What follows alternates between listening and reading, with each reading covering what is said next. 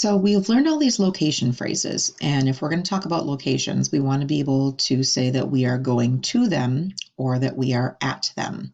And that's where the word à comes in. So à with an accent grave, that accent mark is really important. À means to and at. So saying to the library and at the library, that's the exact same phrase in French. So that's something that French speakers have a hard time with in English, is understanding like when to say to, when to say at, because it's all the same word in French. Now, as you noticed, we would say like to the library or at the library. So quite often when we use this word à, we need to put a word for the along with it, except we have some problems here. And we've seen these before, but we're kind of relearning them now because we're going to use them in a different way. So à and le, the French don't like the sound of those together. So we would never say à le before a masculine place name. À le becomes o. It's spelled au, but it sounds just like the letter o.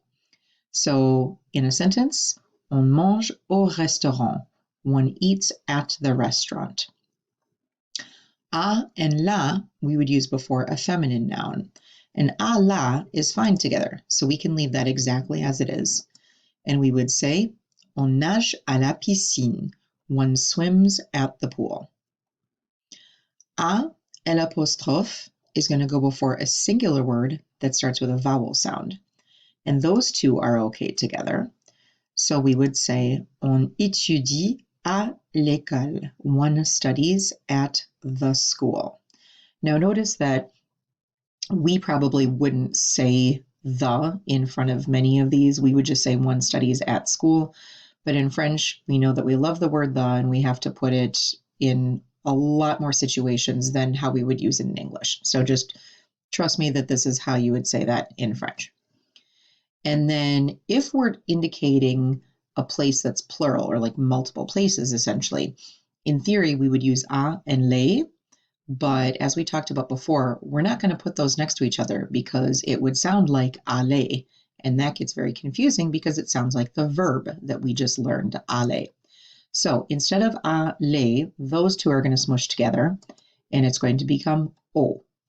Now, this o, au, the masculine singular, and this o, the feminine or the plural one, sound exactly the same. They both sound like the letter O in English. O, O. The only difference is if that next word starts with a vowel, we're going to carry it over. So we'll see some examples of that coming up. On fait les magasins au magasin. Faire les magasins means to go shopping. So literally we said one does the stores at the stores. Pretty logical. So those are the different forms of a, and you should have this filled out on the back of your vocab sheet by now. If you didn't fill it out as we went, pause the video for a second, go ahead and do that. So a means to or at. We quite often use it with a form of the, but we have some weird exceptions that we need to know about. Now, for some quick practice to make sure that you get the idea of how this works, there are 6 sentences here. Each one is missing the appropriate form of a plus the. So you're going to look at whatever is coming after the choice, and you need to decide which of the 2 options in the parentheses would be the right one based on the word following. So pause the video, take a second to figure that out, maybe write your answers on a piece of scratch paper, and it would be a good idea to think about what that sentence means as well. Once you have that figured out, unpause the video and we'll go through it together. So, numéro 1, Paul aime manger au café. We're going to use au because café is masculine, and l'apostrophe wouldn't really be pronounceable in front of café. That doesn't work. We can only use this in front of a vowel. So Paul likes to eat at the café. Numéro 2, moi je regarde le film à la télé. You have to remember that télé is short for télévision, and télévision is a feminine word. So me, I'm watching the movie on the TV. Numéro 3, Madame Rivière, est-ce que vous travaillez à l'école à l'apostrophe? We use A-L' because école starts with a vowel sound. So even though it's feminine, which might lead us to think we could use la, we couldn't say la école. That wouldn't sound right. So always think about how it sounds together. So, Madame Rivière, do you work at the school? This est ce phrase that we have here, we've seen that a couple times before. Ignore it. You don't need to translate it. It simply tells you that you're asking a question. We're going to talk more about what that means a little bit later in this unit. Numéro 4, les élèves ne jouent pas au baseball. So we use this with other things besides just locations.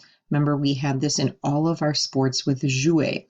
The students do not play at baseball, is kind of the way you put that phrase together in French. Baseball is singular and it's masculine, so we use au. Numéro 5.